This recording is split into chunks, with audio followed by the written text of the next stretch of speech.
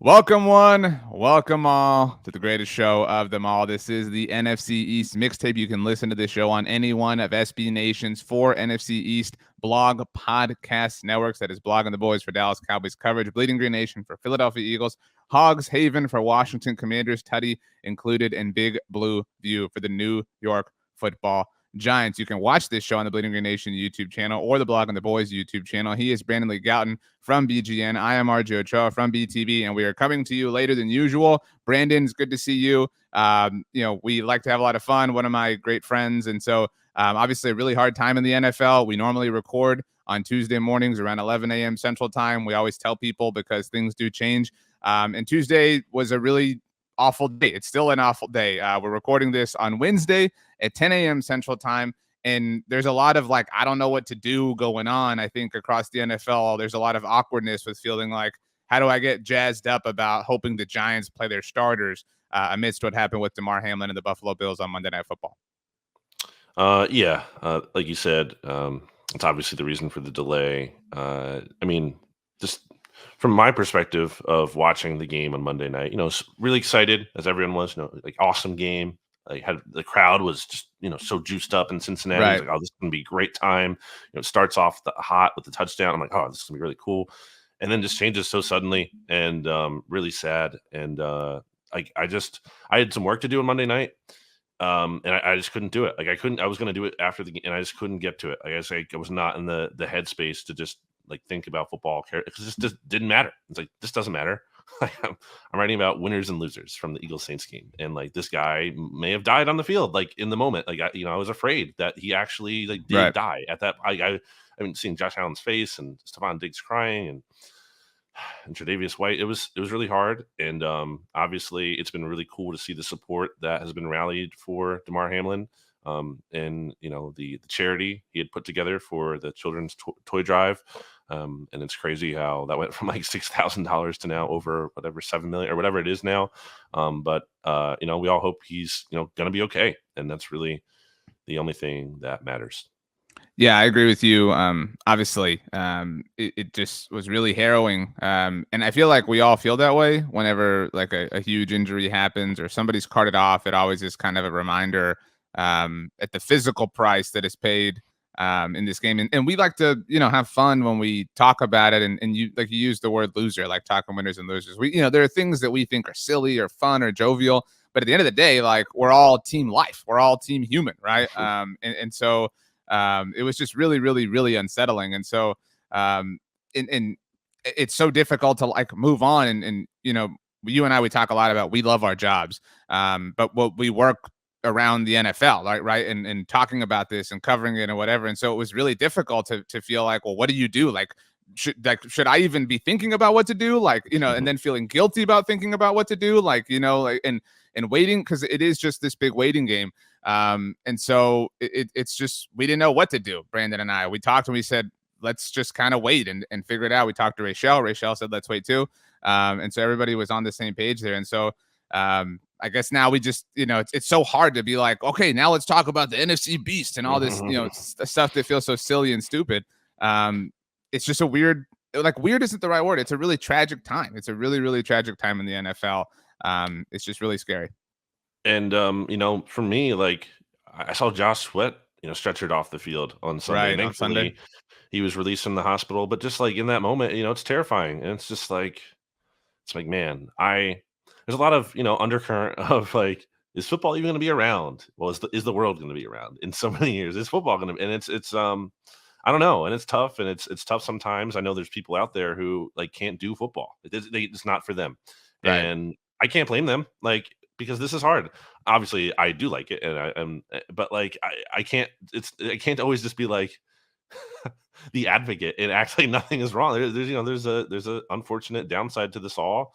And obviously there's some risk reward. And I think players to some extent, know this is the risk. This is the downside. This is why right. There is so much, money to be had by doing this career and so much glory to be had and attention and good things that come out of it. It's not all bad, certainly. But there is a downside that's scary. And it's just tough. And I don't know. I don't even are we definitely seeing games this weekend? Like, I don't know. It seems like teams are getting ready to prepare as we're recording this on Wednesday, but I mean, it just feels to me like, if I'm a player, like maybe it'd just be nice to have a week off and spend time with the family and kind of just, take some time off and get in the right mindset. Not that like 1 week off solves everything and eliminates the threat of this happening again anytime soon, but I don't know. It's just a weird time. I think it was Ryan Clark had a lot of really wonderful things to say after the game with Scott Van Pelt, and a lot of people talked about that. I know we wrote about, not you and I, but SB Nation wrote about that.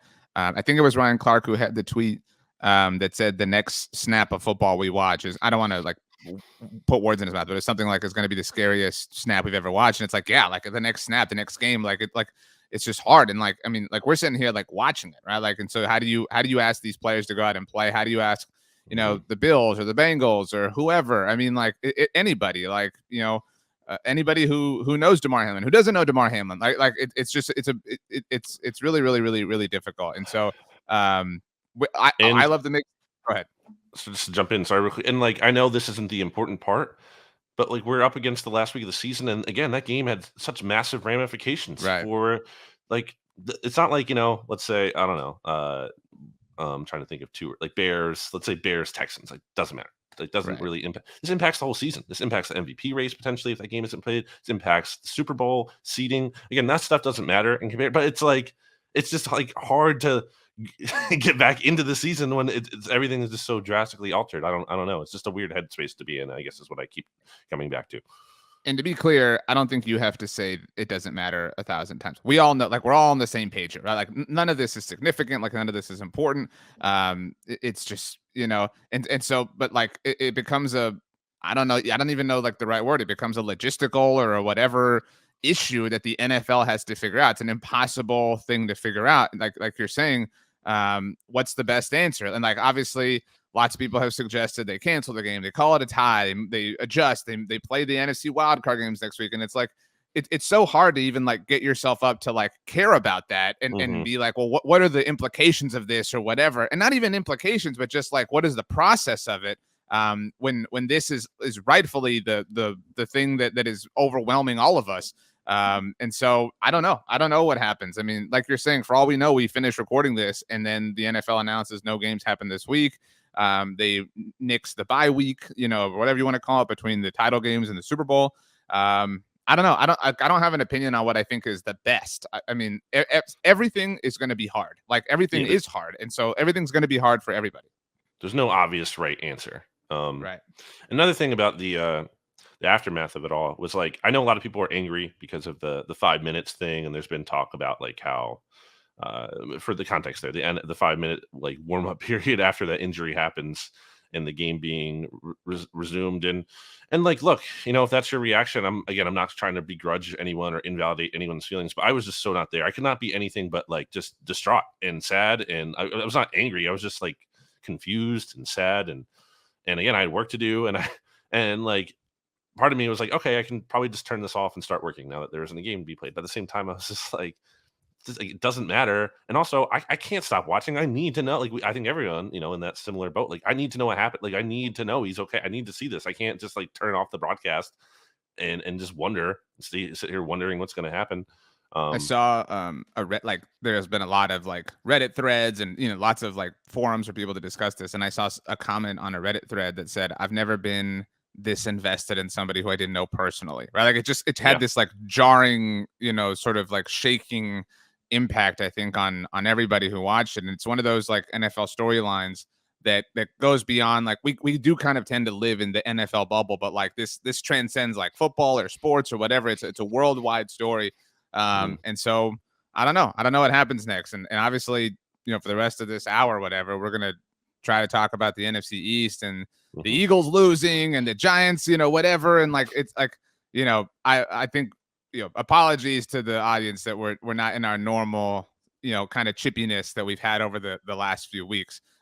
We do have some reviews if we want to try to, have some fun. I mean, as best we can, in this really, really difficult time. Fun is not the right word, but like try to take one step forward, I guess. Do we want to maybe take like I know it's early, but do we want to take a break just to like kind of give this some time to breathe and then get into that, like just a transition. Does that make sense at all? Okay, let's take a break. All right, welcome back. We took the break, and while we did, Brandon went outside and caught a Pokemon. Which one was it, Brandon? It was. Hold on. It's tough when you're on the camera. You can't really see it. It's a Pikachu. I see in it. the corner of my video there. I've seen that on some Instagram stories that you've been tagged into, by the way. So yeah. So, okay, we have a lot of football that is inconsequential to get to, but we do have a lot of reviews that look. It's been, like I said, a tense last few weeks, so let's kind of warm up with this. So I'm gonna try to blitz through these. These are all on the blog on the boys feed. I don't know what everybody else has, but so this one was on December 18th from Dropping Them Truth Bombs, titled NFC Beast Mixtape. These are all 5 stars. 5 stars for the mixtape. RJ should have been a lawyer with all the hopscotching technicalities and semantics he plays. It's impressive, genuine. BLG, thank you for your calm presence amidst a storm of Cowboys homerism and copium. RJ, what was the worst part of making that Micah Parsons versus Nick Bosa tweet? The fact that you had to make a tweet slandering your man, or that it seemed many people agreed? 11,000 likes. In all seriousness, appreciate the work everyone does to get these pods out. December 22nd from Amir_S, Least to Beast mixtape. Loving the mixtape content. Can't wait for it every week. Every week as the season closes, you can hear things getting a bit more chippy between RJ and BLG. Can we get some weekly highlights of the trash talk in the Slack channel? Go Birds, with a eagle emoji. Okay. I think it's interesting, by the way, that the eagle emoji is flying to the left, just like the actual Eagles logo. Like, you know how we talk about that a lot, how it's the only one that's moving right to left? The emoji is doing that as well. So that's interesting. Okay, next one. This is December 27th. So this is the first one post Cowboys Eagles on Christmas Eve from Mikey-ness 88. It's titled For RJ. This is actually just, here we go.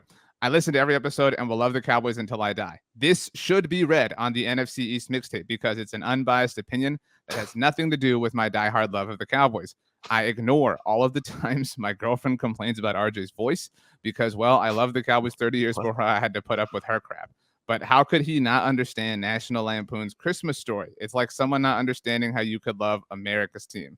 You have to be missing a few brain cells to not love National Lampoon's Christmas Story, and you must be missing even more to not love America's team. I still rate 5 stars because we them boys. But seriously, RJ should eat 5 cheesecakes an hour until he admits he's in the wrong here. Yeah, I watched is it Christmas Story or Christmas Vacation? We talked about this on the live show.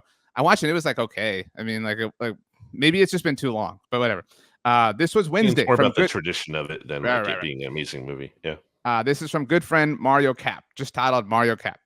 RJ, I was impressed by the Cowboys and especially Dak. Dallas has a great team. Dallas and the 49ers scare me. Dak scares me. I was glad to see Micah and Jordan Mailata / Dallas Goedert shaking hands after the game. I know you wrote about them kind of squashing their beef over at BGN. From KSP 88, NFC Beast, in parentheses, copyrighted by RJ and BLG. There are many reasons to listen to this show. 1, BLG has the best taste in football teams, but nothing else. 2, RJ has the best taste in everything but football teams. Buffalo sauce for nuggets? Really, BLG?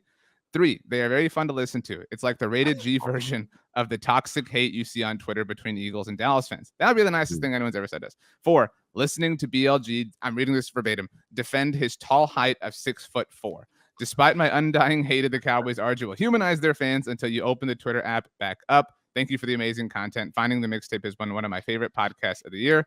P.S. Go Birds. Last one from T-Dub Willier. It is titled NFC East Mixtape Grievance. First off, and this is the only one I haven't read ahead of time. First off, I want to say I love the show. I have listened since the beginning. RJ and BLG's banter back and forth is great. I highly recommend the podcast. I appreciate typically the candor that is used during the show. However, I do have to share a grievance. RJ, when he gets defensive, will not let the LG speak. After the Eagles lost the Cowboys, I've only listened a few minutes and contemplating turning it off because RJ would talk over BLG instead of having the back and forth banter. Again, love the show, but would just like to be able to hear people talk instead of just yelling over each other. We got a lot of that. When it I was going to say that was a common sentiment last week. So I think we can do better, both of us, on that. Maybe we get the talking stick out, whatever. I think that's fair. What if we just like share some love? Brandon, I love you. I think we usually do a good job of I was gonna gloss right over that.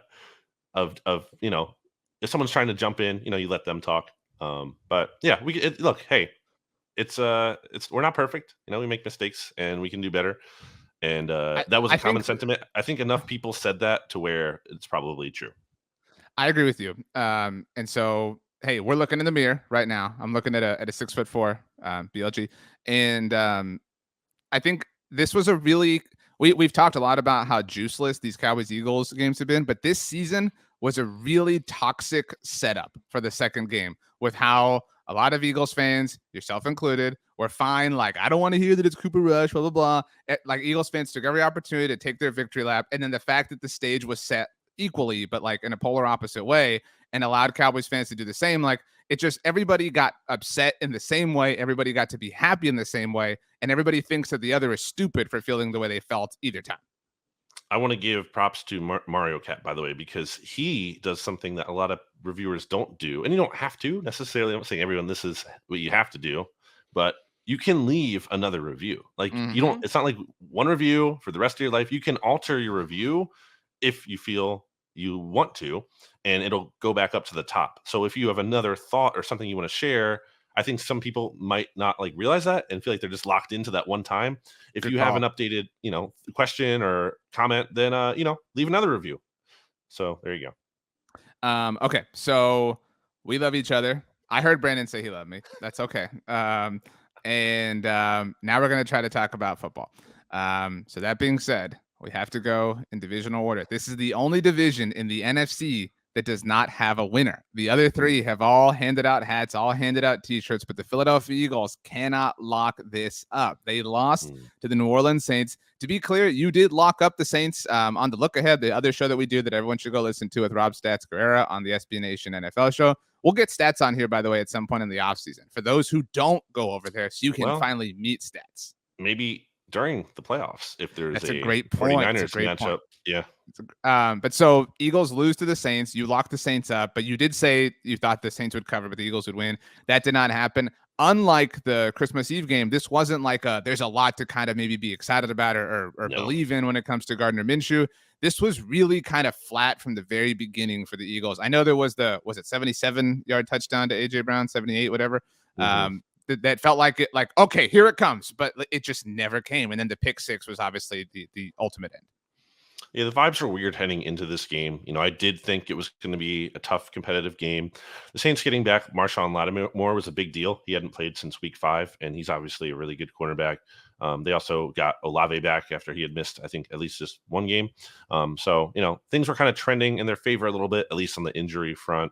I also think that the energy was weird. Like I said this on BGN radio to Jimmy Kempski, but driving into the stadium on Sunday, it was like the easiest time I got to the link all year. Like there was not a lot of traffic, and this is after like New Year's the Eve. Smoothest ride, you're saying? Yeah, like there was not that like there was no one there, but relatively speaking, like this was not a game I think people were super juiced up for, considering people maybe a little hungover from New Year's Eve the night before. So I don't know that the crowd was like fully there too, and then it didn't help that the Eagles started the game out by allowing Andy Dalton to just march right down the field methodically, and that kind of made the crowd angry and restless from the jump, and they weren't like fired up. So yeah, I mean it was a really bad game. Eagles never led. They did not deserve to win that game. It looked like they could have maybe stolen it at one point, right? Especially after the Brown touchdown. Yes, but it just never. And then it was over basically. When Minshew threw that pick six. I think to me, so a lot of people want to blame the coaching staff, and I'm not saying they're blameless in it, but I think it's become a little bit too much of like, oh, the coaches were terrible. And that's what I said last week about Jonathan Gannon. That was my whole argument for him. Well, I mean, specifically on offense, I think people were like Minshew was bad, but he didn't get enough help. And that's true, but I think ultimately at the end of the day, if I'm assigning like the most blame for the loss, it has to be Gardner Minshew, like by far and away. He was terrible. He could not throw an accurate pass. He looked so jittery in the pocket, never stepped up. Like everyone's like, oh, the Eagles offensive line was terrible. And it wasn't great for sure, but he was holding onto the ball for forever. And like running into sacks because he was running out. He was really, really bad. I have a few questions, and so we obviously have a lot to still get to. So let's kind of try to be quick with this. I thought my vantage point, like watching this game on Red Zone and sort of seeing in the moment what Scott Hansen was giving me, it felt like Miles Sanders like kind of stood up to the challenge, especially like following the fumble. Like again, from my perception, it didn't seem like this game was lost on Miles Sanders' shoulders. It felt like, especially in the second half, that first possession, like Miles Sanders was like, okay, like Jalen Hurts is not here. Somebody's got to step up. It felt like Miles Sanders rose to that occasion. Is that a fair assessment? I think it was tough because people wanted, the Eagles to run the ball more, and certainly the Saints defense is better against the pass than the run. So there's some fairness to that. I always have the hard time of saying like, okay, but when you're doing that, you're also saying, hey, let's not get the ball to either Devontae Smith, Dallas Goedert, or Right. AJ Brown on this play. So it's like you can't come into the game and like Well, run. I'm lauding the effort that Miles Sanders gave. I'm not lauding the game plan. Right. But on him, though, he had a knee brace coming into this game, and he was like, he missed a practice on, I think, Wednesday. It was limited on Thursday. It was full on Friday. So I don't think he was 100%. So that was tough, too. That was like a tough part of the game plan is I don't think they were ready to have him carry the ball 20 times because of that. So I want to get yes, to I do agree. When he was out there, he did play well, yes. Okay. So I want to get to injuries because there's a lot, unfortunately, to get to. But just for clarity, so because everyone, that's why people like the mixtape. People want to hear, and Cowboys fans trust you more than they do like their own selves when it comes to this team. You mentioned Andy Dalton. It was a very similar thing, right? Like he and Taysom Hill were like 17 of 17 together or something like that. What was it? I think it was 15 of 15 in the first half, and then they finished the game 20 of 24. It's just okay. And so in addition to that, it was 4 straight 3-and-outs to start the game for the Eagles. Yes, they had their first down came with 11 seconds remaining in the first half. Yeah, it's just you can't win like that. I mean, like I know they like kind of came close, but you just can't. Like it's. But you also can't win when like your second possession of the game comes 13 minutes in the second quarter because your defense is on the field for forever. So this game also fed the I'm a big fan of Dave Damashek, formerly NFL Media. Now he's all over the place, but he's popularized the Jenga theory, which is the game of Jenga. If anyone doesn't know, you take one piece away, the whole tower comes tumbling down. Who is that player on an NFL team? Damashek plays it obviously in a non-quarterback sense because quarterbacks are naturally Jenga pieces. This game fed into the idea that Lane Johnson is the Jenga piece for the Philadelphia Eagles. You take him away, and it's very, very hard for them to win football games, which is amazing. Like I'm in no way trying to diminish his value, but like I don't know of another right tackle that is that important to a team. Well, I think he's one of the best tackles in the NFL. Not just one of the best right tackles. He's one of the best. He might be the best. I think you can make a case he's the best tackle. Obviously, I'm not trying to say he's not great because he plays on the right side, but that's just a unique thing that isn't typically the case for NFL teams. I mean, but the absence of Hurts was big too, and that it obviously goes without. But the Micah Parsons, is it Hurts or is it the team? I mean, on Sunday it was definitely Hurts. I saw a lot of that. Micah was, I hate to say proven right. Like it's such a silly thing, but like the Christmas Eve game fed into what Micah said. This game obviously did not. But you could argue that this game, you could argue, well, hey, Gardner Minshew didn't have Lane Johnson, whatever, blah, blah. The system is, define the system how you want. But so what is the state of Eagles injuries now? And again, we're recording this Wednesday, so I think we're going to get this out Wednesday afternoon. So there will be an injury report in all likelihood. Again, we'll see what the NFL does. But so Jalen Hurts expected to practice. Lane Johnson, we don't think he's going to play. Avonte Maddox still out. Josh Sweat, what's the situation? I guess Miles Sanders, like what is the overall state of things? Yeah, we don't know anything about Sweat other than he was released from the hospital and he tweeted he's going to play again this year, but we don't know. I'm guessing it's not going to be this week. That could be playoffs or a divisional round after the bye, right? A million different things. We don't know. But as far as the big thing is Hurts, and I think Hurts is going to play. I've said it to you multiple times here. It was always 2 weeks. I don't like somehow that got lost in the conversation for some people. And they're like, oh, they should have played him earlier. Well, it's like it was always going to be 2 weeks. Like that was the expectation that was set from the jump. And leading up to last week's game, he was limited in practice for 2 days. He was ruled doubtful in the injury report. I think it's important to kind of take note of what that designation means because they could have just ruled him out. Usually if you're doubtful, you don't play. But if they ruled him out instead of doubtful, I think the doubtful indicates, okay, he's not ready this week, but he's probably ready for the next game. And I do expect him to be out there against the Giants this week. And it was reported on Sunday, Schefter does those like midnight reports. Players not expected to play. Right. Yeah. And one of those was Hurts is going to be ready for this week. And that was even before they lost to the Saints. Yeah, so I don't think this is like an overreaction or like, oh, the Eagles are panicking. No, I think this was the expectation all along. Well, we did talk about this, right? 2 weeks ago, we said, you know, somewhat jokingly, but we said, what if they lose both games, right? And what if the Mm-hmm. Cowboys, win? And like, and I remember you said, oh, what if the worst thing happens? Like this is the worst thing. But like we said all along, you don't play him these first two games because if you have to smash the glass and push the emergency button, you do it. This is that, and that's not to say like there's panic in the streets, but like this was the worst case scenario in the literal sense. Sure. And so now it's time to like deploy whatever you have to deploy. I thought I read, I could be wrong. I thought I read that he did not take any first team reps last week. So that's interesting. I'm very, very interested to see what the injury report is like on Wednesday and what designation he's given. That won't tell or imply the whole story, but it will be interesting nonetheless. If he's full go, I'm pretty sure he's, you can expect. Well, yeah, but if he's like questionable, then it's a little like, and I think I understand why all this happened. This isn't to bag on Nick Sirianni, but all of the like, oh, he's great, he's fine, he's a better athlete than you and I, all that talk, all that has done is create the like tension. You know what I'm saying? That like now exists by telling everyone he could have, like, what was the line against the Cowboys? He could have played if this was a playoff game. And maybe that's true. But like by saying all of that, if he comes out and is questionable on Wednesday and maybe somebody's listening to this and he wasn't, like that's where this like underwriting tense, sort of where these vibes are coming from. Mm-hmm. Yeah, I mean, my expectation is he will be full because he was limited last week, and I think they're going to upgrade him. And it's time. You have the 1 seed to play for. You have to be out there. So that's what I expect. So I wanted to come here and offer reasons to be positive if you're an Eagles fan, because I didn't want, like this was my thought on Sunday. This like truly my thought was I'm going to come here and say reasons to, because we had gotten the like y'all are bickering too much, blah blah blah. So reasons to be positive. You're in a win-and-in situation. All right, you got to a place where you could lose 2 games in a row, one within the division, and still get yourself in with a win. You win this game, nobody cares. You win this game, the loss of the Saints, doesn't matter. It's all fine. You win this game, you move on.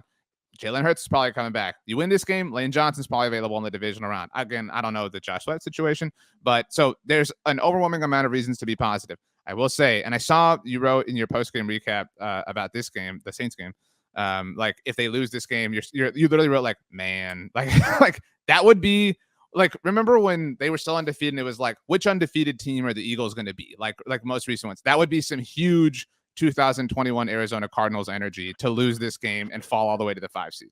Unmitigated disaster if they get the 5 seed. There's a scenario, by the way, where they lose and they can get the 2 seed. That would involve the Cowboys also losing, but the 49ers winning.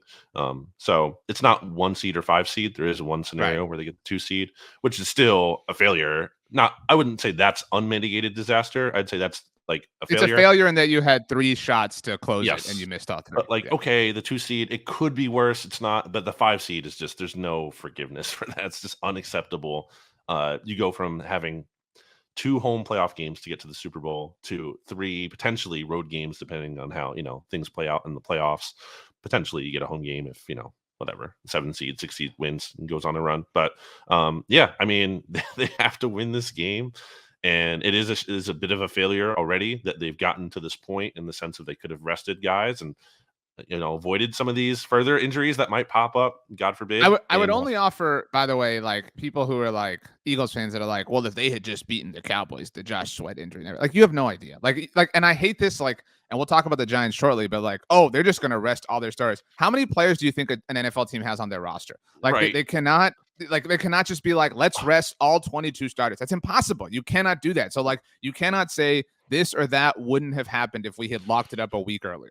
Especially in the context of when it happened, too. I mean, it happened on the first drive. I mean, there's a decent chance that even if they're resting their starters, they still treat it like a preseason game and play the starters for maybe like the first drive, and just to get them out there and get them some work. So it's going to happen, right? Yeah. The last thing I'll say is that I think I'm generally less concerned than everyone else, and I'm not going to like begrudge anyone. I'm not going to talk anyone down from the ledge. If you're concerned about the Eagles, feel free. I mean, I'm not going to like. You have a right to be. You really do. Exactly. But I just don't think I'm there. And I said to Jimmy, I don't know if this is me being detached from doing this for so long, but I also you're the one who likes to talk about, and it's mostly a bit, I guess, like the last time this happened, I the would Cowboys never won have the a bit. Super Bowl. I would never commit to a bit at any point ever in time ever. That would never be my thing. The last time this happened, the Cowboys won the Super Bowl. The last time this happened, the Cowboys you do that. I mean, the last time. So I feel like I should be allowed to say, and I'm not saying just because this happened doesn't mean it will happen again. But if we're putting things in perspective, the Eagles, the 2017 Eagles, when they won the Super Bowl, like we're not playing amazing football down the stretch leading into the play. They were not. They looked terrible against the Raiders. They barely won that game. Nick Foles looked awful, and then they played their starters at the beginning of that Week 17 game against the Cowboys because they looked bad in that Raiders game and wanted to like get some positive momentum going and like see if they could get things clicking a little bit. And it backfired in a big way because Foles looked like even worse somehow. And people were talking about, oh, we should bench Foles and put Nate Sudfeld in. Like things were bad at the end of that 2017 regular season. But guess what? You get the bye week. That gives you some time to heal and rest up and for things to change a little bit. Although in fairness, they weren't like, didn't really like all firing on all cylinders right out of the gate against the Falcons. That game was tight. And when it went down to the wire, right? Yeah, and so like, maybe was it a defensive stop, right? Like Matt Ryan missed Julio, defensive stop in the goal line. So against what I'm saying, maybe they do come out and look shaky in that first playoff game. But like, it's just by no means is the season over when you can get the 1 seed with a win. So if we're talking about concern level on a scale of 1 to 10, Jimmy said he was like at a 7. Like, that's just too high for me. I'm like at a 4. I'm not ready to panic. I think that both answers can be true, though. I think you can be at a 7, like with regards to how you think they'll play this week. And I know that I didn't listen to the episode. Sorry, love BJ and Raider, but I didn't listen to the episode. But like, I think you could be at a 7, like with how you think they'll play this week based off of that. But you can be at like a 4 in the overall because the point you're talking about speaks to like the NFL playoffs as a whole. Right, if the Lions get, or like the Packers, right? Like the Packers get in, does it matter that they lost to the Jets earlier this season or that they lost to the Giants in London? Like, no, you know what I mean? Like, it doesn't matter. You get in, you go on a run. However that run happens, like you talked about the 2017 Eagles, it does not matter. So like, that's why I'm like, and this is a great segue to the Cowboys. And I'm sure you probably, last thing I'll say about the Eagles is like, even if they win against the Saints, even if they win against the Cowboys, it's all about Jalen Hurts' health. Like, it doesn't matter if they're winning these games and he's not healthy versus if they're losing them and he is healthy. I'll take the losing and he is healthy over the other. It all comes down to where his health is at. That's what really matters the most, not if they beat the Saints or not. You use the word failure. The only way, because I agree with you, the only way I define what has happened as a failure is if the week before the Cowboys game, like right after the Hurts injury officially happens, right? If Sirianni, whoever, sit and lay out a plan and they say, okay, the ideal plan is that Jalen doesn't play the rest of the regular season, right? Like the ideal plan is we lock this up, he doesn't play. We really want to avoid that at all costs. And you haven't avoided that. So like that's where the failure is. Like if you have, I don't want to say like he's not healthy. That's not my implication. But if you have compromised the plan that you laid out when you were not emotionally compromised, then that's the failure to me. So it's fine if this is your plan B, but you did fail with regards to plan A. That's all I'm saying. I agree with that. I do think they are always going to play him in week 18 at least a little bit, even if it was just for a drive or two. Again, I don't think they wanted that layoff from mid-December or whatever, early December until mid-January. But and it's possible that depending on how this Giants game goes, and we'll get into that a bit later, it's possible that they only have to play him for like a half, depending on how things go. But we'll see. Or depending on how things go with the Cowboys, right? Because, I mean, I guess, no, because you still have to deal with the 49ers and the threat of them winning and, whatever, like you said. But so, like I said, you get in, nobody cares. And I had to have this exact conversation with Cowboys fans all last Friday morning. Oh, my gosh, we only beat the Titans on the road 27-13. You talked about how I like to do the like last time, whatever. You are king of like short week, short rest, on the road, whatever. This was your fever dream. You've been screaming for this opportunity for like 5 years now. The Cowboys had to play a short rest. Acknowledge what I'm going to say. I know. Well, hang on. Setting my point up. Okay. Brandon has literally written many years about how the Cowboys have never had to play a Thursday night game on the road coming off of a Sunday. The Cowboys have played prior to last week. Well, let me set my point up. Because for anyone who doesn't listen, maybe they're parachuting in for the first time. Prior to last week, the Cowboys had never played a road Thursday night game without playing on Thanksgiving at home the week prior. So they had never had to go Sunday to Thursday, on the road. Again, and you can argue about how that's its own difficult thing, whatever. They did have to do it this time. However, the qualifier Brandon wants, and he's right, is they were coming off of a Saturday game. So still not Sunday to road Thursday night, but this was obviously closer than anything they've ever had to what you wanted to see. So they had that factor. However much you want to define that to be a big deal, they were on the road in general against a potential playoff team in the Titans. I know Josh Dobbs. I know the rest of Derrick Henry. They were 13.5-point favorites, and they covered on the road on what was a short week. You talked about the Eagles game being a short week for the Cowboys and the Eagles, obviously, and it was. And so, like, was it the most impressive win of all time? No, but was it the worst performance of all time? Cowboys fans were on the ledge, dude. I mean, I was trying to be like, dude, this team is so good. And then they picked up the help they needed, obviously, on Sunday. And they may not get the help they need this week, but, like, the Cowboys have put themselves in as best of a situation that they could have. And in a season where they did not have Dak Prescott for 5 games and Tyron Smith for double-digit games, like, that is a job very well done. Yeah, I did not really take anything away from that game in terms of like the biggest concern is that Tyler Biadasz got hurt, and that's not good. But from the game itself, didn't take away a whole lot. If I saw the win probability chart that ESPN had, and the Cowboys were like never in serious jeopardy of losing that game. You know, it was a little tighter than you probably wanted it at times, but like that's the NFL. It's hard to win. The Titans did rest not just like Henry, but like a lot of key players, and they should have. That was smart by them. Gear up for the Week 18 game that matters. But yeah, I mean, I said, if not on the SB Nation NFL show, at least on BGN Radio, like just put your life savings on the money line for that game because like the Cowboys are going to win that game. You said it in the Slack channel that that they mentioned actually, but it was true. Like the Cowboys were not going to lose that game. The Titans were not trying to win that game. Well, the only thing I would say to that, because I agree with you.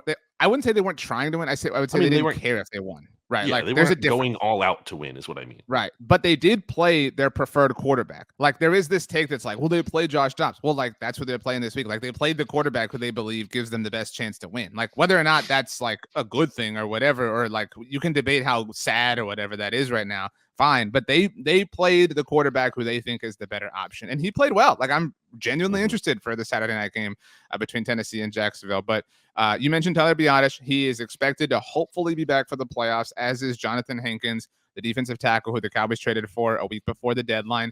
Leighton Vander Esch probably not going to play this Sunday in Washington. I don't know if Tony Pollard's going to play. That I'm very interested about. I wouldn't call him a healthy scratch, but they were smart about him in Tennessee.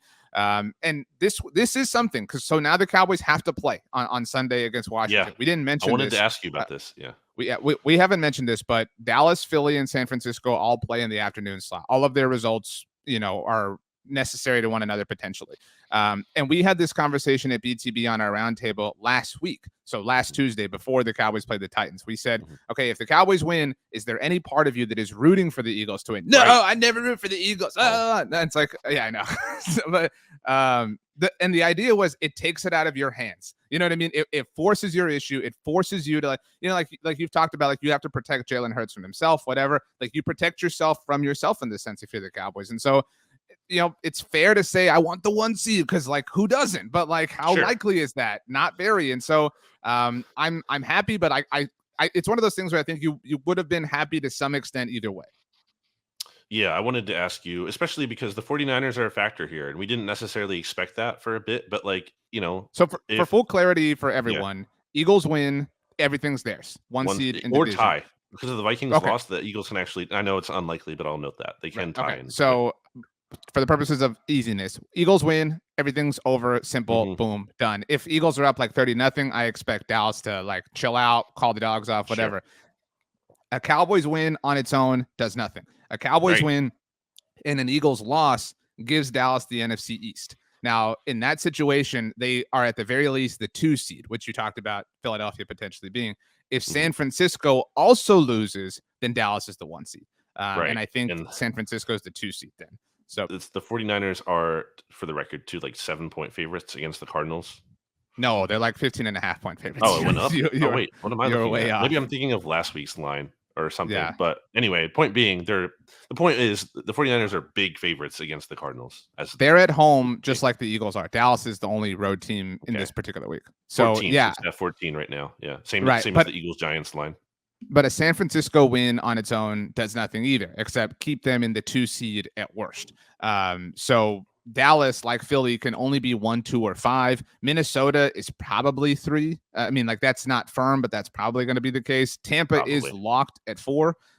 So Yeah, I mean the Cowboys need the most, obviously, of all three teams, and the Vikings lost last week added or helped with this. If the Vikings hadn't lost last week, we'd be sitting here being like, well, if this is whatever. But the Vikings took themselves out of it. I don't want to talk about the Vikings. Last week was really hard, but we can get to that in the SB Nation NFL show.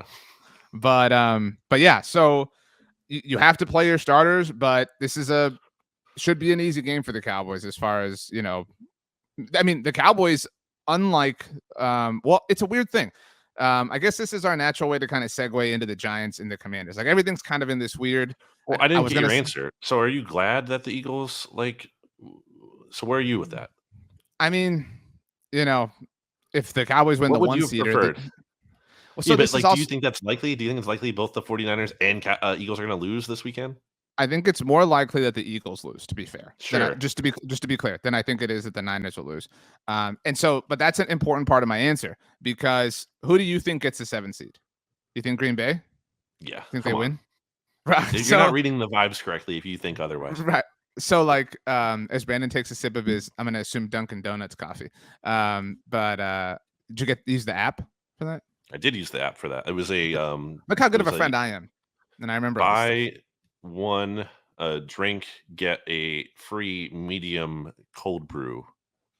So there you go. Okay. Well, so where I'm at on this, and we didn't have our roundtable on Tuesday night, obviously.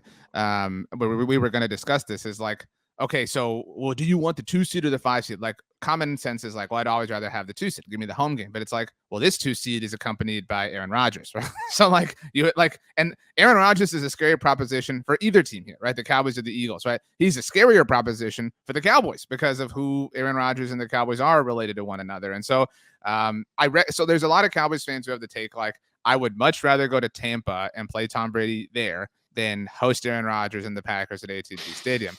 I mean, whatever. But whether you even if you believe that, I think you have to assume your team is going to win, right? If you're picking the path you prefer. And so for that reason, I prefer the 2 seed because say the Cowboys win, right? Which you have to assume, because you're hoping for the best. So we think the Cowboys win in that situation. Do we think the Vikings beat the Giants? Probably. Not that the Vikings are great, but they probably win, right? No. You don't think so? Yeah, the last game went down to the wire. Came to a 61-yard field goal. I think the Vikings win that game. And so so you asked for my opinion. This is my assessment. So I would think if it wound up 1 through 7, Niners, Cowboys, Vikings, Bucks, Eagles, Giants, Packers, obviously I'm hoping the Cowboys win. I think the Vikings beat the Giants. I think the Eagles beat the Bucks. And so the reason I prefer the 2 seed is because then it's the Eagles who go to San Francisco. And I only want to deal with one of them. You know what I mean? Have them play one another, and the 2 seed is the best possible way for that to happen.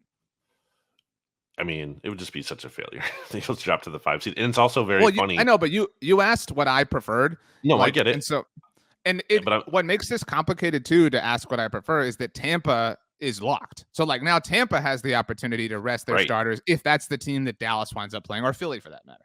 Right. So yes. All right. We should probably move on to the. Okay. So we had sat here and talked about man, the Giants and Commanders might be both in situations where Philly's locked at 1, Dallas is locked at 5, and they're both jockeying for playoff position. They have nothing, they need everything, and Dallas and Philly are going to chill. Total complete opposite for different reasons. Dallas and Philly both need this game. Obviously, Dallas needs more than that, though. New York is locked in as the 6th seed. They cannot improve. They cannot worsen their draft or their playoff position. The Commanders are eliminated. So if anything, the Commanders are incentivized to lose, right? Improve your draft pick, right? Who cares? I don't need the moral win. I don't need the good vibes, whatever. I want the high draft pick. For what it's worth, I'm kind of putting these 2 teams together. We don't need to review.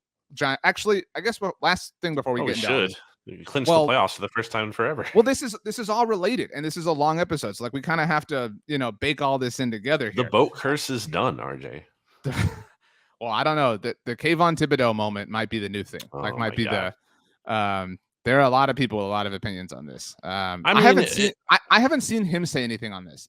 Admittedly, personally, I haven't seen any quotes. Apparently, he apologized, quote unquote, after the game, but it's just so garbage. I can't believe there's so many stories that I've read getting away with he apologized, so it's okay, and he didn't mean to celebrate Nick Foles getting hurt. He clearly did a go to sleep motion on the sideline. He knew Foles was hurt at that point. I just don't know how people are letting him get away with that. He clearly did that. We saw it. I don't know what the Giants do about that. I mean, maybe they don't care. Maybe they're like, we're in the playoffs, boat curse is dead, like you're saying, That's like pathetic if whatever. they don't do anything. I mean, I don't know if they do something publicly, but they better talk to. I mean, like and honestly, the NFL should fine them. That's pathetic. You can't do I agree. that. Like I agree that's with. I agree. I mean, you could talk about suspending and blah blah. Did you suspend him for like what if that was this? Damar Hamlin? What like because he doesn't know. Like he doesn't know. Like he doesn't know necessarily where Foles is at that. Well, I don't know. Maybe on the sideline, but like I mean, and maybe he didn't know when he was doing the snow angels on the ground. I don't fully buy that because I did see his head turn at one point, and he was also doing them for a very long time. It wasn't like he did like a quick little thing. He was on the ground for a very long time, and also I want to put blame on his teammates for not going up to him, being like, "Dude, like chill out," because it felt like there was enough people to see that there to be like, "Hey, maybe don't do this right now." So I don't think it's a Um, good look, and I don't think it was a mere case of like an honest mistake. That's BS. It's not an honest mistake. That's garbage. I didn't see enough to have a properly educated opinion. So I want to be very clear about this. So like if you've seen enough to have your own opinion, like that's up to you. But I haven't seen enough. So like I don't know if the like go to sleep thing is like him like talking about the Colts, talking about winning, or if it is talking about Foles directly. You know what I mean? Like it's all, it's up to, It was it's not his a good word. look in any kind I of agree at the very least it's not a good look, but like stance. okay, I don't want to spend a lot of time on this because there's a lot of important stuff to talk about. So the Giants, that was maybe Daniel Jones's finest hour. Like Daniel Jones might have earned a new contract with the Giants on Sunday afternoon against the Colts. Like he was Mhm. awesome. Like that. Well, we have sat here many times and said he's an athlete. He proved it. Like he was an athlete on Sunday afternoon. Yeah, I mean, it's huge, for the Giants to go through all this muck for years and finally be able to come out clean on the other side of this thing. It's been an incredible ride for them. I want to give them a lot of credit. Didn't think they were going to be here. Just like you talked about a few weeks ago, thought they were going to collapse out of this thing. They beat the Commanders. Thought that was a really impressive win, and they've righted the ship since. And it's been a great season for them in terms of what they have accomplished relative to their talent level. I think that coaching staff has maximized what they have there because that roster just isn't good.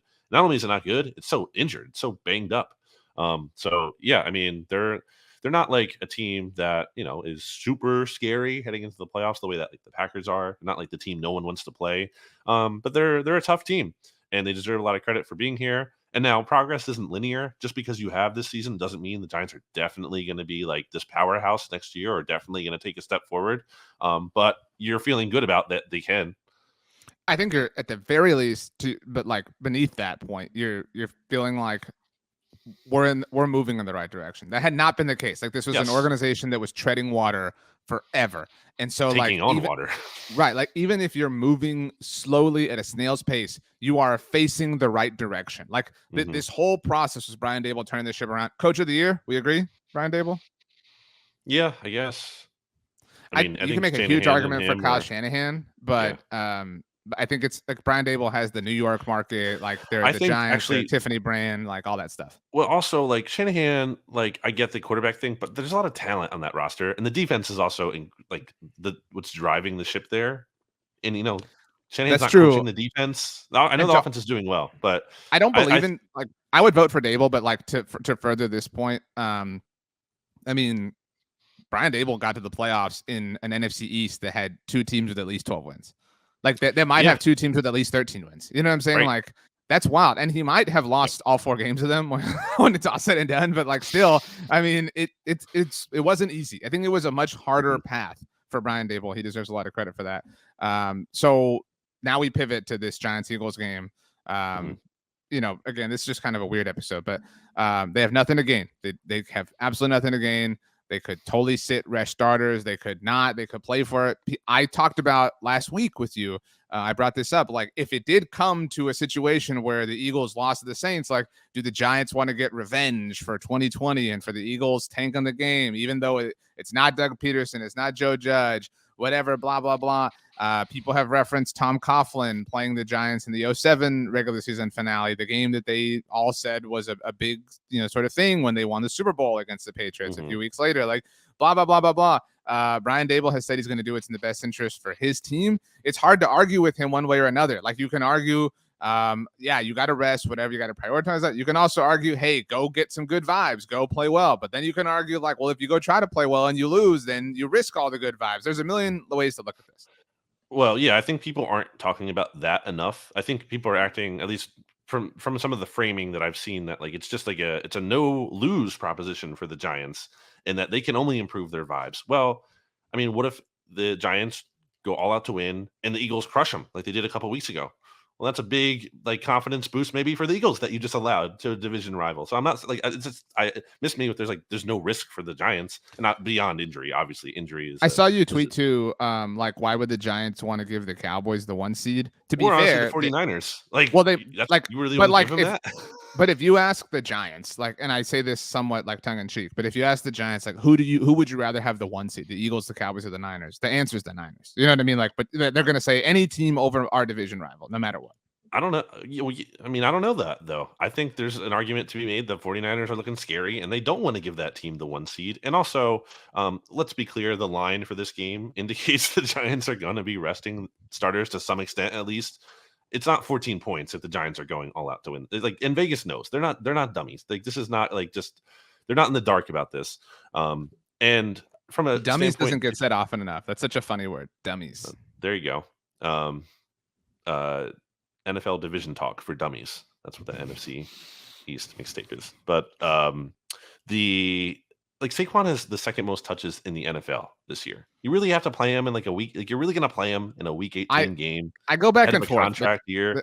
There's never a right or wrong answer here, right? Like you can. I think that there are right circumstances or wrong circumstances, right? Like if I don't know, if it were the Eagles, right? Like you're not playing, I don't know, like the right Lane time, Johnson, the right situation. Like, I guess, but what you just said about Saquon makes sense, right? Like, oh, he's had a lot of touches, whatever, blah. But what if you're Brian Dable and Saquon says, dude, I want to play, like, and it's not like I want to play, but like it's like for real, like I want to play. Like if you're asking me my choice, my decision, I want to play. Like, how do you say no? You know what I mean? Like I think you just go with what the players want. Like you say, okay, guys, like. And you can't ask everybody, but you ask Saquon, you ask Daniel Jones. There's really no other offensive star to ask. But like you ask, I guess, Kayvon Thibodeau, you ask everybody, like, how do you feel? Do you just want to go get warm? Do you want to just get a little bit under your legs? Like whatever. And you do what each player wants. Like you treat it like a workout for them, you know, and if you wind up winning, cool. If you don't, hey, it's not the end of the world either. The expectation from Big Blue View, Ed Valentine, I was talking to him about this, and he said he thinks the Giants are going to treat it like a preseason game. And, you know, I think you have to, too, with some of these players who, like, you know, can play because it's important right now, but don't have to play. You probably have to sit them. Like, they're really gutting it out just to play. You have to take it safe with some of those guys. Again, I just don't see how they would want to get Saquon even more touches in this game. But what if he has a lot of touches and they win? Like, you know, that's the what if. Like there are what ifs that live in everybody's mind. I just don't think it's and I'm not like obviously people are going to accuse me of saying this because like I want the Eagles to win and get the 1 seed. I don't think it's the most logical thing for them to play their starters. And on the 2007 point, it's just not apples to apples, man. Like they were trying to prevent an undefeated season. That's a big difference than what's happening here. And also, it's 2007, and Tom Coughlin's like one of the most antiquated coaches ever. Think about that. Like we're in 2022 now, where rest is so much more common. Is the year that we're in? Sorry, true. The 2022 season. We're in year 2023. Good job of you. Totally forgot it's a new year. But like the point being, it's the first mixtape of the new year, by the way. Happy New Year! It is. Happy New Year. But you get my point though, right? Like rest is so much more common now than it was back then. I agree, but again, like. It is like that's what I'm saying. Like I truly feel like there's no right or wrong answer. I'm somebody who would if it was no, but like you can provide any example in NFL history. Let's take a Giants fan perspective. Is that fair to you? Yeah, I mean, and I understand that. Like that's what I'm saying. Like I think most people want to like our team rest, right? Like I think most, especially fans, right? Like are like that's my opinion, right? Like if it were the Cowboys, if the Cowboys had been locked into the 5 seed this week, I'd be like, why are you going to play Dak Prescott? That would be my take. Sure. But I get like from a coaching standpoint, especially if the players want to play, I get that it's not an easy thing, but even then some coaches handle it differently. Like we both agreed that the Titans did the right thing. Mike Vrabel said the day they lost to the Texans, he was like, yeah, this is probably going to play a factor in how we approach the Cowboys game. Like not every coach is like that. You know what I mean? Like it's a different thing. And so I'm not saying one is better, one is worse, one is right, one is wrong. I'm at the very least just interested. I also, you didn't mention this.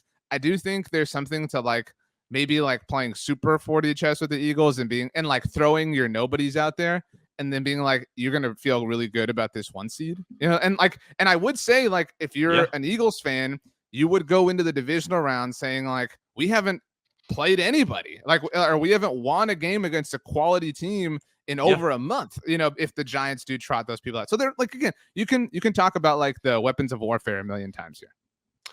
Poll from bigblueview.com. How BBV. should Brian BBV, Big Blue View. Oh, yeah.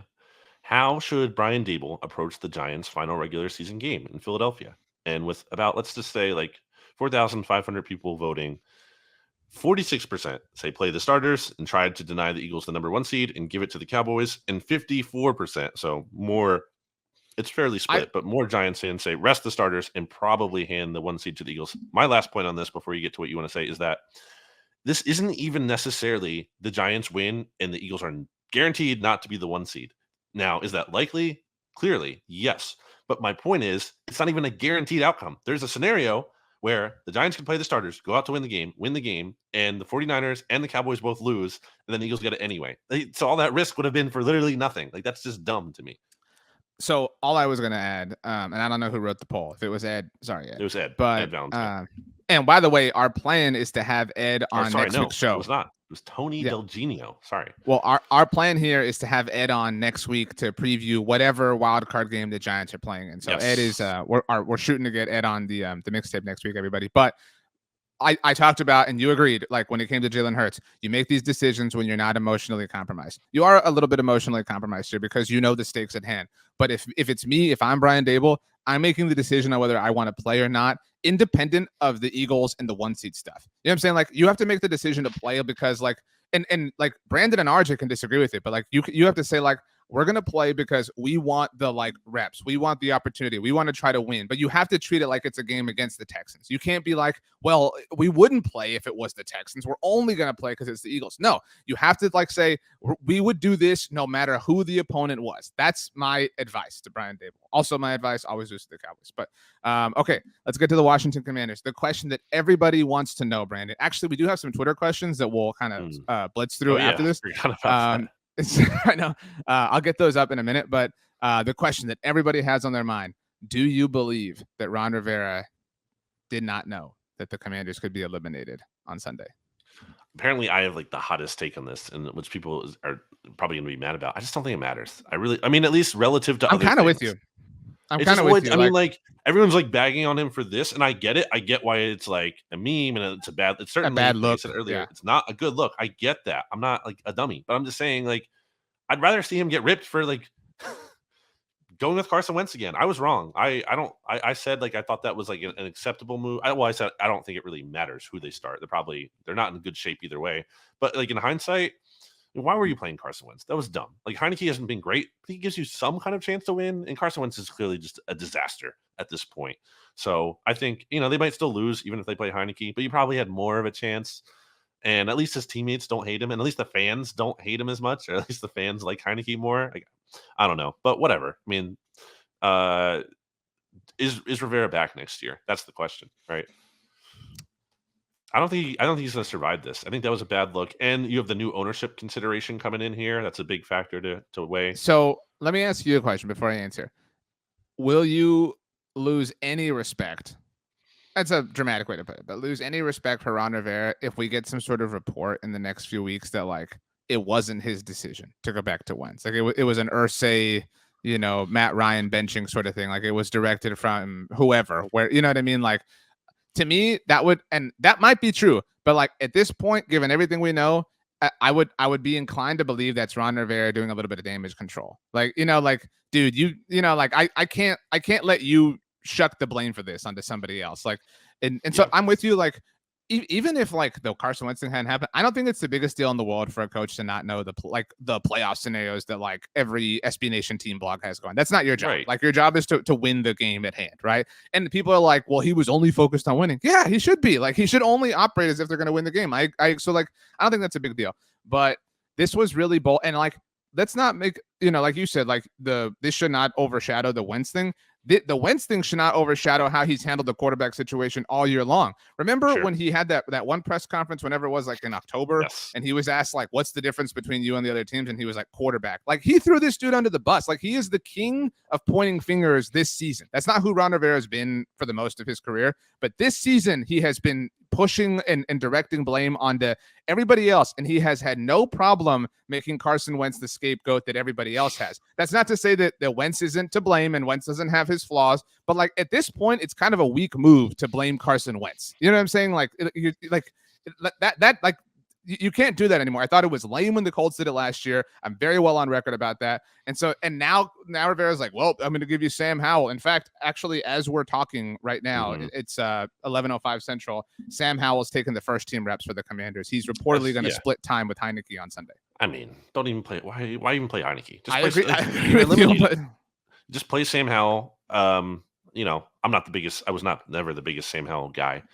So I'm not super like intrigued to see him, but hey, it's week 18. You have nothing to gain or lose. Just put him out there. There's no reason to play Heineke. There's no reason to play Wentz at this point. By the way, Carson Wentz, I'm convinced he doesn't play in the NFL again. Carson Wentz is going to have like a college football announcing job next year. I don't even know though, because like I don't know if he's like high profile because he played Division I FC. Like I don't know if but like it'll be like covering like the you know what I'm saying? Like I don't think he's like working the SEC. You know what I mean? Right, that's what I'm saying. Right. Okay. But yeah, I think he's done. And it's funny. Albert Breer actually wrote that too in his column. So I don't think that's just like a me, being harsh on him sentiment. I think that might be. It should exist out there. I don't think he wants to be a backup. And honestly, I think the best move for him is to retire. Like he's been through so much, and I don't really feel bad for him necessarily, but like he's been through a lot. And some of it's his own, undoing and his own fault. But I don't see what he has to gain by playing anymore. And maybe I think he does play somewhere if there's like an injury in training camp next year and someone needs a starter on short notice and he's out there and he's like the top option. I think that can happen.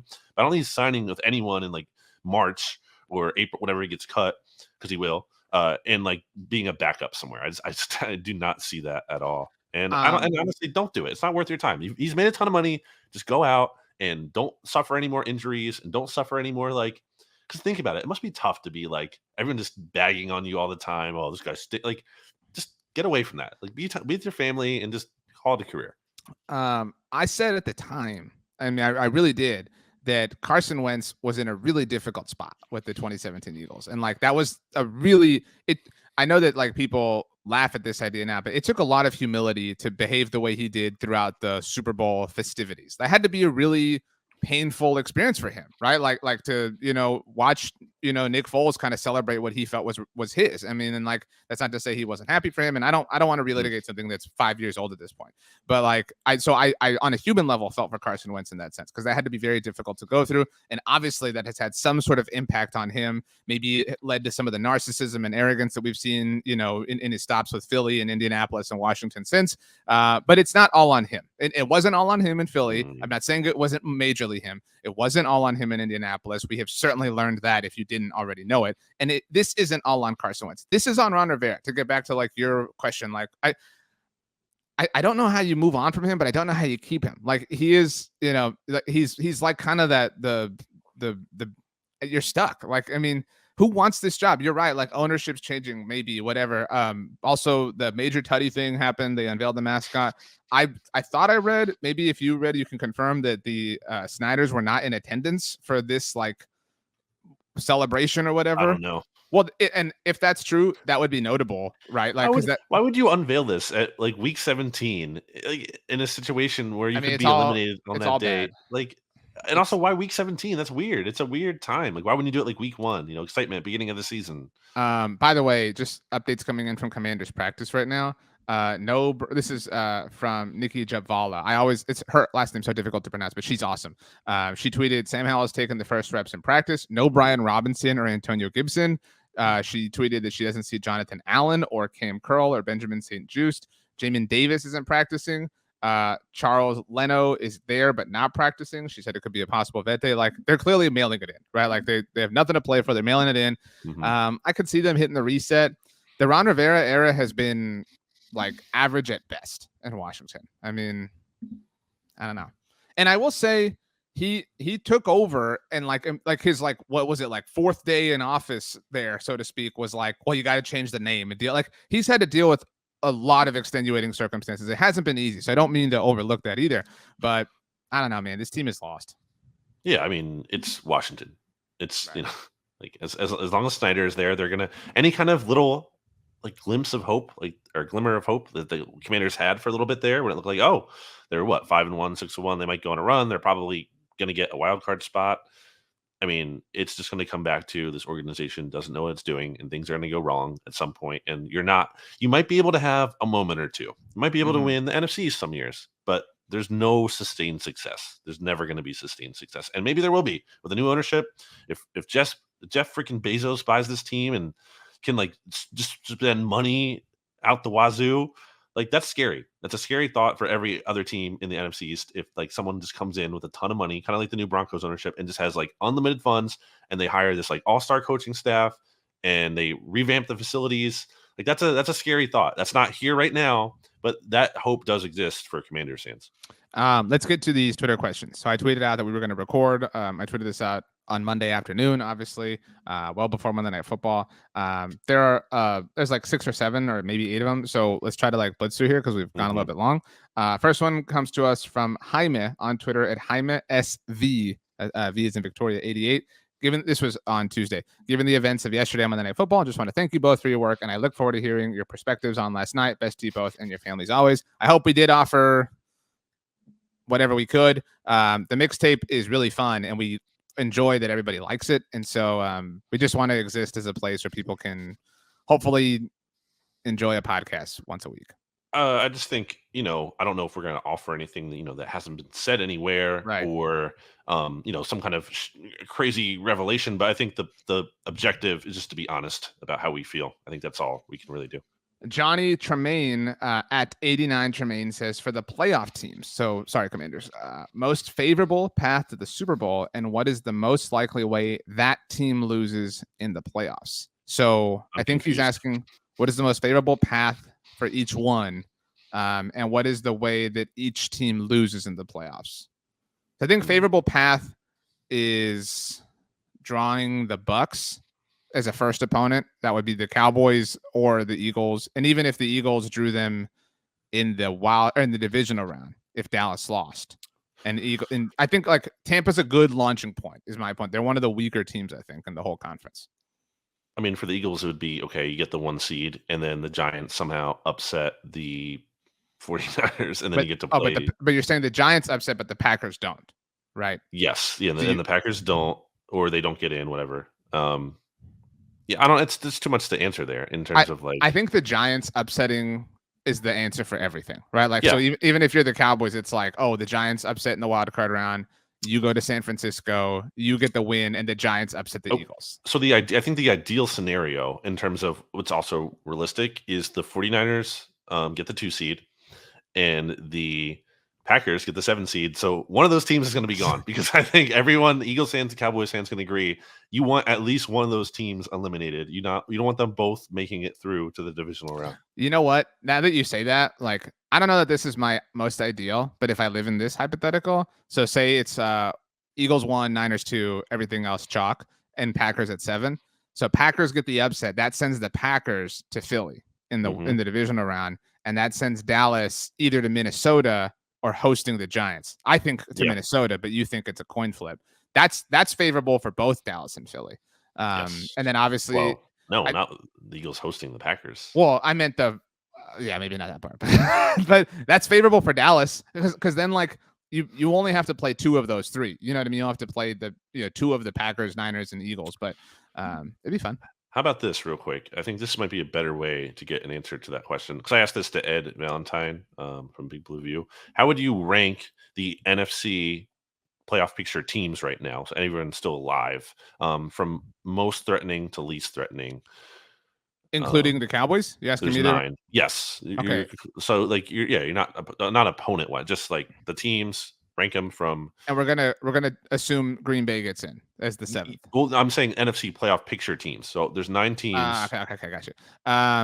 So I'm not like trolling or anything. I need to see something from the Eagles to just like let me be like understand all is well. That so like I'm going off of like what we've seen from the Eagles as of late. Don't explain it all. Just go through it. Niners, Cowboys, Eagles, Vikings,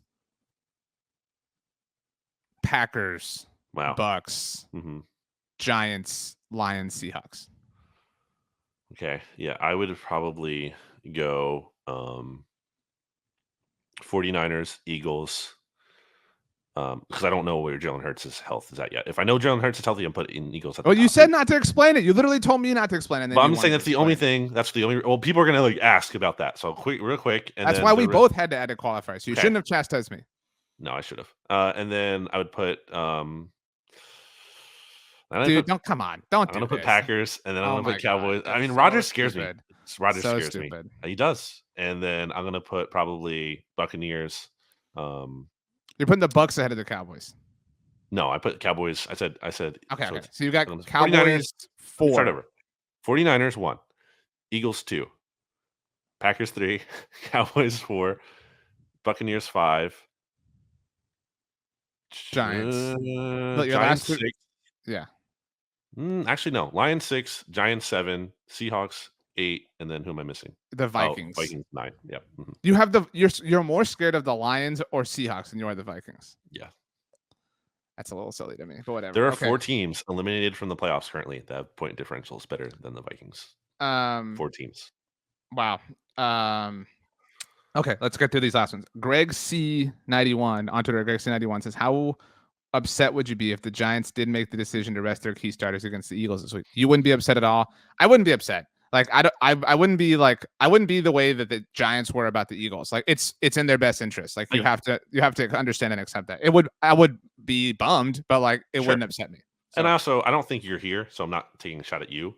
And I don't know if this is a common thing, but like I don't want to hear like, oh, the Eagles got a free win. It's like I don't want to hear that from Cowboys fans who just got to. I won't say that. Just got to play the Titans with what they did. Like I don't want to hear. I won't say that. However, I will say, and I mean this, like.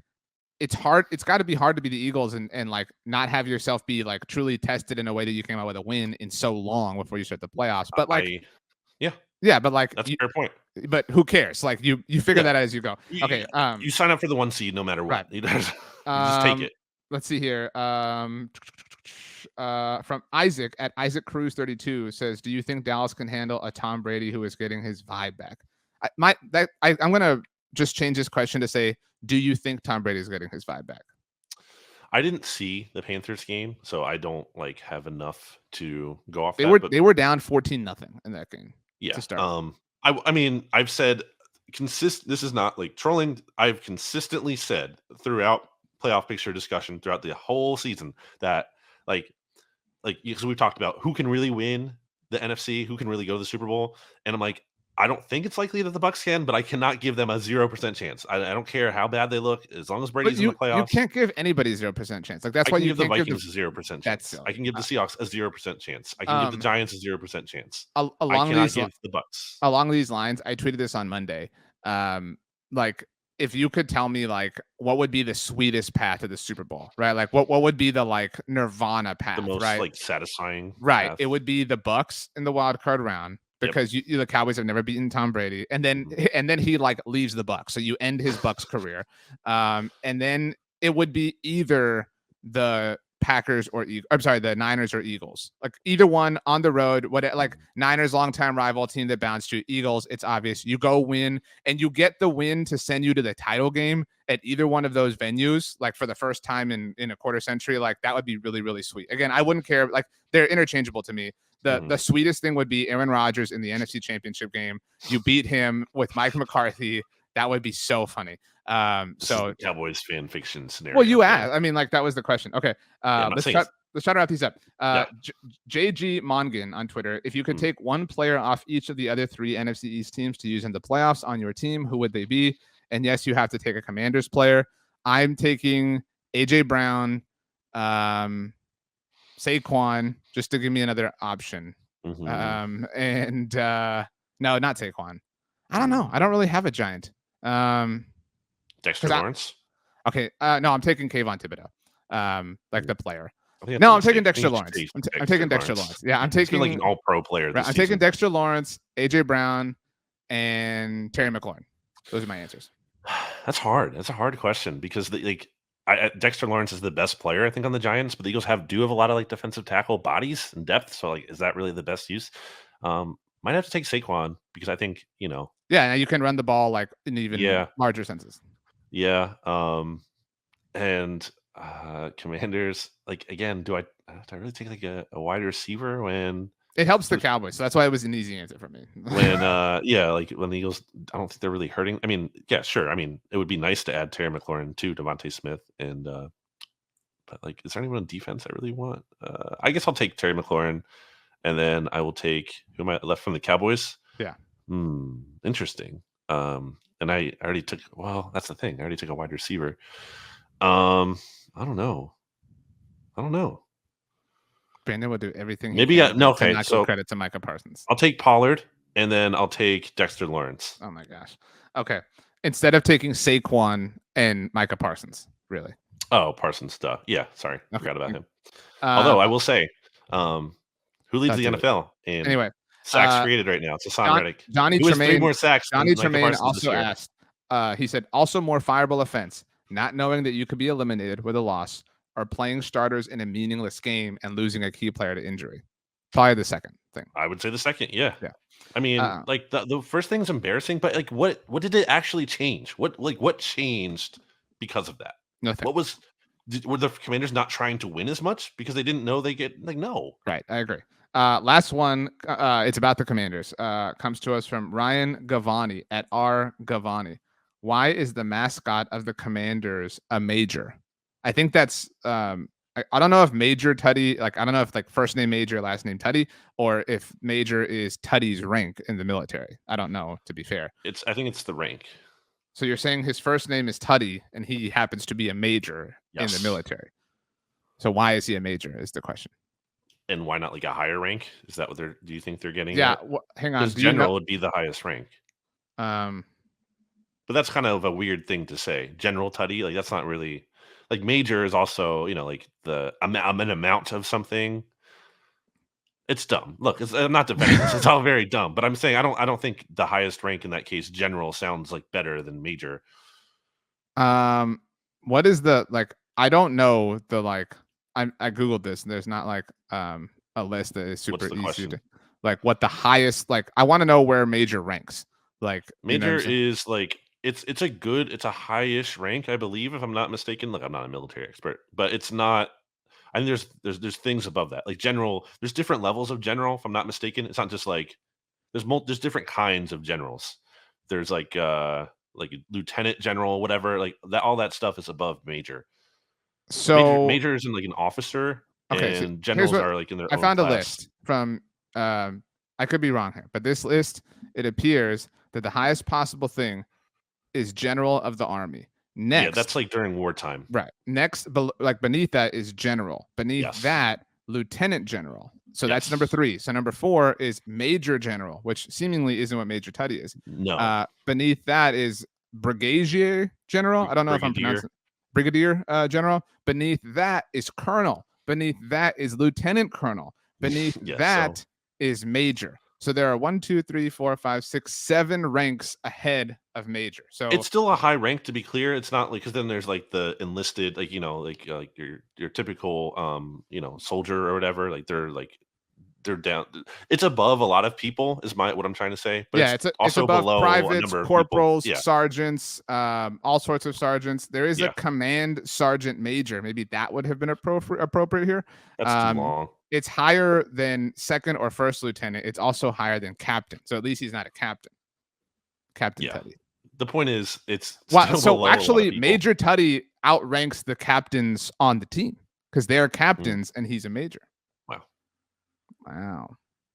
Okay. All right. That was a good one to wrap this on. Brandon, as we leave, what is your favorite produce item? Because I don't want to get into I was gonna say like fruit or vegetable, then it's a whole debate of what's a fruit and I don't want to get into that. That's not the point. So I'm a big banana person. I really like bananas. I also enjoy the process of picking bananas. Like I think like that's something I'm really good at is picking a bunch of bananas that's gonna last the I think you exact meant from like the tree first. like What? it's gonna like I'm really good at assessing like the green yellow Ripeness. to Yeah. last exactly how long I need it for. Like for whether it's like 3 or 4 days or the week or whatever. That's a really underrated skill of mine. Or maybe the amount. I mean, obviously, you can kind of like break some off if you want a certain Don't amount. be that person. Don't tear some off. Like No, I just don't. look I'm for saying them. like, if you really wanted to, you can alter that. But I think there's a skill too in finding like the right amount relative to the ripeness too. Like, okay, there's like 3 here. Like there might be, but it also depends what you want them for.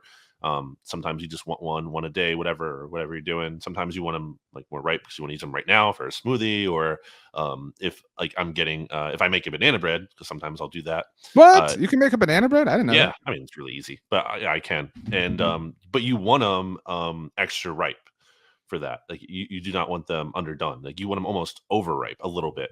It makes for a better experience with that. That's why, like, when bananas are really ripe, people are like, make some banana bread. That's where the saying comes from. It's really, I make a mean banana bread. I have to say, it's really good. I can. It's really good. Ask Holden. Ask anyone. I don't ask Holden things. I tell Holden things. Just to be very him, clear. Ask around. Anyone will vouch for me. My favorite produce item. I was just thinking about this yesterday, which is I brought the question up. I mean, I love potatoes.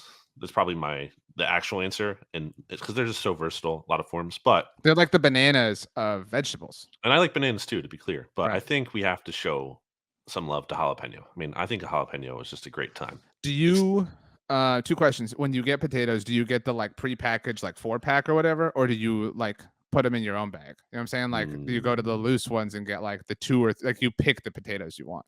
Because they question. do have you can do it either way. I don't really think I think I do it either way. I don't think I set out to do it one way or the other. What are your thoughts on sweet potatoes? They have a place and time, but it's not all the time. A time and place. Baked or mashed? For potatoes? Yeah.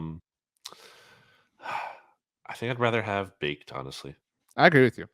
I think if you're gonna do mashed, you got to leave like chunks of the skin in there. So I get some like. What are you talking about? It becomes like baked mashed. You That's know what I'm insane. saying? But mashed. Well, how do you feel about a smashed potato? I'm cool with that.